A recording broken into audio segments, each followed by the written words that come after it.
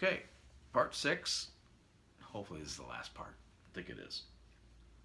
Talking of chapter 11, liberal icons. We're talking about Saul Alinsky and his rules for radicals. There were 13 rules.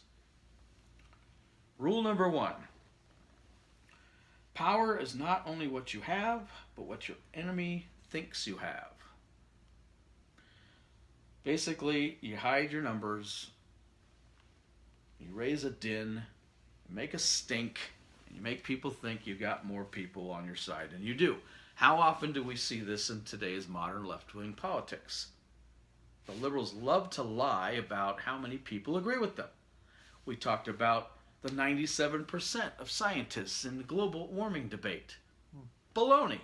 Made up number. We've talked about, they do it all the time, the Million Man March of Louis Farrakhan.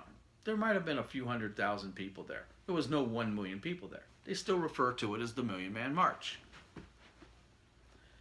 They lie all the time about how many people agree with them. They have polls that are skewed by asking 60, 70, 80% Democrats versus the remaining moderates and Republicans. And amazingly, they get more people agreeing with the Democrats when they have these polls.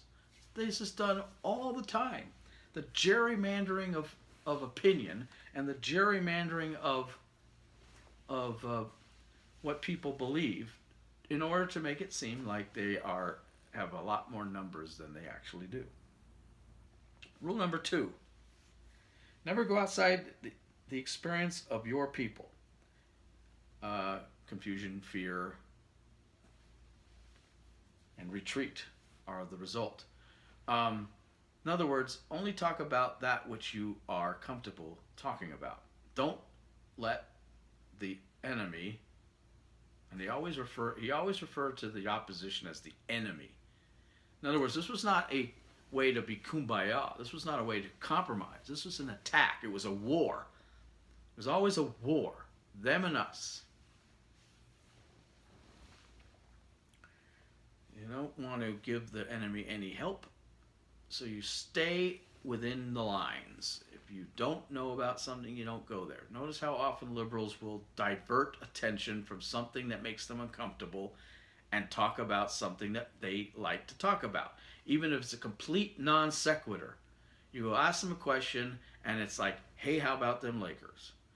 Oh, hey, how about the time when that Republican did that other bad thing?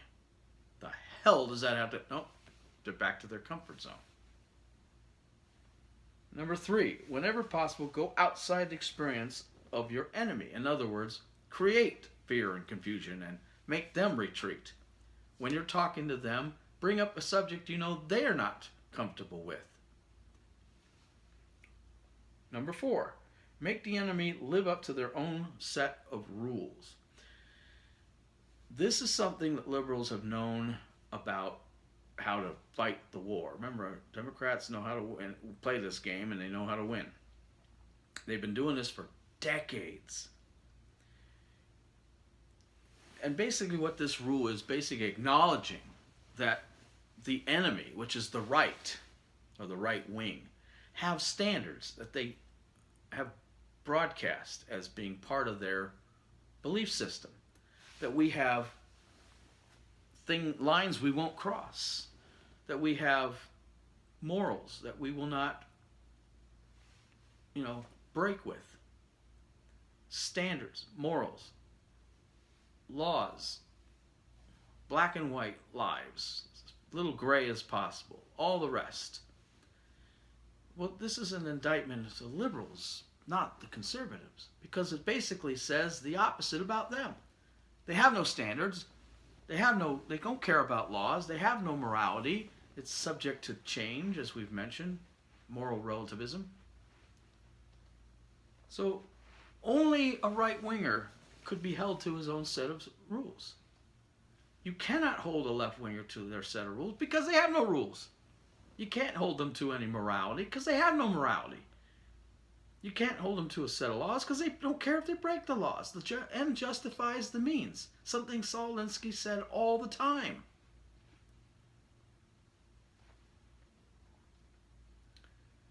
So this is a trap. You can really kill the enemy with this one, for they can no more obey their own rules than the Christian church can live up to Christianity. Now, that just basically means that Christians are human and they sin. Well, they know that, and they say that. So saying that Christians can't live up to Christianity is a no-duh. But see, liberals don't have to live up to Christianity, even when they're Christian, because they just slough it off, say, oh, well, we're all imperfect. The ones that are, most of them, however, the radicals that we're talking about, don't hold to Christianity. Saul Alinsky was raised as an Orthodox Jew by his very Jewish parents, who remained Jewish their whole lives. He became an atheist. He abandoned any chance of holding to any kind of set rules. So, of course, it's easier for him to do that. It's easier for all libs to do that. Just keep moving the goalposts, folks, and you can control the game. Rule number 5, ridicule is a man's most potent weapon. Basically, Saul Alinsky said it's okay to hit below the belt. It's okay to go off topic, become unsubstantive, become unconstructive, non-constructive, and call people names, to harass them, ridicule them, whatever. This is fair game. It's hard to counteract ridicule. It infuriates the opposition. You can use this to your advantage. That's nice rules you're making up as you go here. Rule number 6, a good tactic is one that your people enjoy. In other words, red meat to your constituents. Liberals complain the right does this all the time, but it's almost as if they live in a bubble and they don't do this. Hell, they invented this. If your people don't like what they're doing, they're not going to be very good at it. You know, he said if they're not having a ball doing it, there's something wrong with your tactic. Well, how do they have a ball doing it? Making fun of people. Giving them letting them hear what they want to hear from you. Giving them what they want. Throwing them the red meat. Number 7, a tactic that drags on too long becomes a drag. Makes sense, I suppose. Except liberals don't know when to shut up, they don't know when to quit, and they don't know when to stop. So they're not always following Saul Alinsky. Sometimes they just will not let it go. Like this Russian collusion thing with Trump today. How many times do we have to prove or show that there's no evidence of it? How many people have to come out and say we've seen no evidence of it, who would know whether there was or not? And if there was, it would be all over the place. How many times? And yet, what did we learn recently? It was stop talking about the Paris Climate Accords, go back to Russia, Russia, Russia, Russia. Because that's the red meat people want to hear, and we just can't stop. Number 8, rules for radicals. Keep the pressure on. Use different tactics, use different actions, use all the events of the period for your purpose. Pound away. Never let go. Never stop. Never give your enemy a chance to breathe. Number 9, the threat is usually more terrifying than the thing itself. No.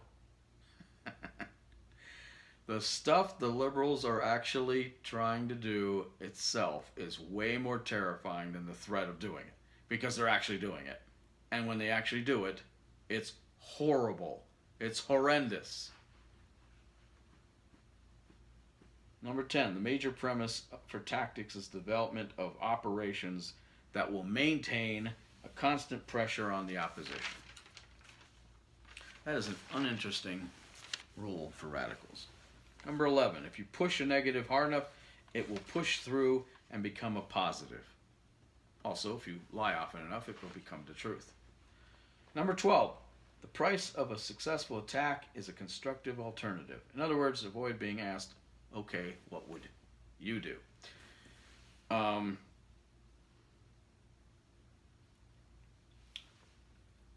it's one thing to say something has to work, it's another thing to try to prove it. Saul Alinsky is basically saying, don't get yourself into a position where you actually have to prove your crazy ideas, because we know they don't work. And lastly, but not leastly, I guess, rules for radical number 13. Pick a target, freeze it, personalize it, and polarize it. This is something liberals do all the time. They've learned quite well from Mr. Alinsky. In other words, give your enemy, or give your constituents, an enemy they can focus on. And once you focus on that person, that idea, that theory, that policy, that whatever, frame it, freeze it, personalize it, make them understand how it relates to you, how whatever they're going to do, whatever the idea is, whatever the thing, how it's going to affect you, and polarize it, marginalize it, make it the opposite of anything anyone would want. Make it a thing of derision. Hound it. Villainize it. Or he or she. They do this against people too, all the time. Part of the reason they pigeonhole and label people so often. And all this is done to bait people into reacting. And once they react, usually they react in a defensive way, and then of course you've got them. The rules for radicals is used all the time in liberal politics today. It reads like The Art of War from Sun whatever his name, Chait Sun. It reads like a manifesto of war against an unseen enemy. The enemy, of course, is anything not socialist, not communist, not left-wing, not radical, not progressive, not liberal. Now, there's another list that is associated or attributed to Saul Alinsky, but it is not him. Further research, someone tried to attribute it to a discovery during World War II, or I think it was, that was found in Germany, but it was also proven wrong. There's a lot of people out there who are reprinting this as Saul Alinsky's 8 levels of control to create a social society, a social government, a social state. And they're not his.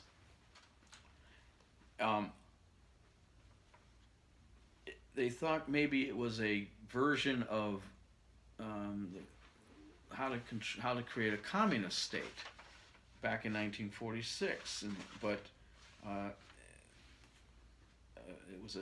it's a fake list. It's a list that no one can know. No one knows where it came from. And it was maybe derived and modernized from this anti-communist thing to try to prove how the communists convince people to do whatever they want to do. So I'm not one of those sheeple who just assume this is Saul Alinsky and maybe it is, maybe it isn't. Let's just say it isn't. Doesn't matter. Somebody created this list, and they did it maybe for right-wing propaganda. There are 8 things on this list that really doesn't have much to do with our topic today per se, but it does correlate to what we're talking about with Saul Alinsky, and that is how these liberal icons and their works, what they did, the organizations they created, what they said, their associations and whatnot, how these affect and affected American history, American life, American culture, how it turned it later on to be reinvigorated, started over, modernized in form of revolution in the 60s, into what we deal with today with the modern liberal. Whoever created this, and it couldn't have been too long ago, was maybe a genius, maybe just a hack. Who knows? But these 8 levels, whatever however they came about, they ring so true that I'm just going to say this: that if you want to create a country or turn a country into a socialist or communist country, and you did these 8 things, you would probably be successful.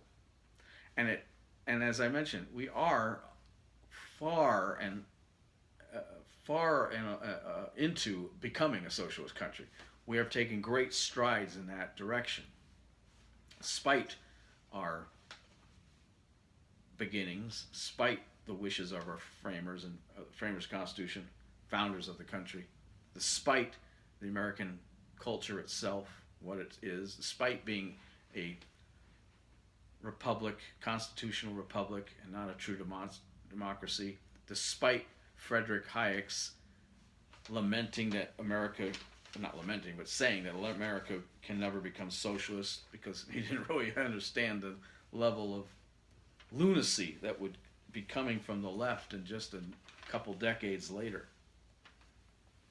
But if someone was to write what's being done to us and how it's being done, to explain why we are in such a lurch right now and why we're in the left-wing free fall, this list, wherever it comes from and whoever compiled it, explains it beautifully. Level number 1. Healthcare. Control healthcare and you control the people. How many times have we seen liberals trying to universally nationalize single-payer health care? And how better way to control people than by their health? Maybe that's the real reason they want that. Remember, we're talking about the acquisition of power is the ultimate goal, and the keeping of it, of all liberalism. This is how they've done it, and what things they are trying to do if they're not successful yet. Some things they've been successful on, some things they're still trying. Level 2, poverty. Increase the poverty level as high as possible. Poor people are easier to control and will not fight back if you are providing everything for them to live. Remember, we talked in an earlier video about the nasty truth about the left, how they gave up on slavery, then they gave up on segregation, they gave up on civil rights, and they finally found a way to control the black people and other minorities, and that was by creating dependency on the government. All they have to do is vote Democratic when it's time to vote, and the Democrats give them all they want. Freebies, entitlements, set-asides, everything. Just keep them in power. Number 3, debt. Increase the debt to an unsustainable level. That way you are able to increase taxes, and this will produce more poverty. Vicious cycle. 4, gun control. Remove people's ability to defend themselves from the government. Notice that's the real reason, main reason for guns. That you are able to create a police state. Aren't we seeing a type of police state here? Aren't we seeing people trying to remove our guns from us so they can protect the government from a coup that Jefferson talked about? Anytime the government ain't doing your stuff, you have the right to overthrow that government and replace it with a better one. That's the right of people who own their own government. That's what liberals are afraid of. That's why they want your guns. They're starting a police state by having it only policemen, federal, having guns. That's the end game. Watch for it. It's happening. Number 5, welfare. Take control of every aspect of people's lives. Food, housing, income, etc. The entitlement state, the welfare state, has grown to such an incredibly unsustainable level over the last few decades, it's unrecognizable as an American institution. Number 6, education. Take control of whatever people read and listen to. Take control of what children learn in school. Textbooks changing, we've talked about that. Indoctrination. Number 7, religion. Remove the belief in God from the government and from schools. Prayer in schools, outlawed. Some place somewhere, forget what part of the country it was, just in the last couple weeks, erected a statue or a monument, I guess, with the Ten Commandments. And the very next day, some schmuck in a truck ran it over. God forbid, pardon the use of that word, that phrase, we should have the Ten Commandments written somewhere. And we've already talked about the attack of the First Amendment with regard to religion. And number 8, class warfare. Divide the people into the wealthy and the poor. This will cause more discontent, and it will be easier to take from or tax the wealthy with the support of the poor. In other words, get the rich and the poor to attack each other. Divisiveness. That is something that liberals have been doing for a long, long time. Black versus white, rich versus poor, this versus that, those versus these, us versus them. And all this equals the anarchy they need to take power and turn our country into a socialist utopia. Basically, this could be considered a simplification of Lenin's original scheme for world conquest by communism. If you don't think any of this stuff is happening or has already happened in our country, you're blind. But liberals love these people who spout this kind of stuff. Liberals put on pedestals the thoughts and beliefs of these people. They use it in their everyday lives. They do it as politicians, as judges, lawyers. They do it as, they spout this crap as celebrities and famous people.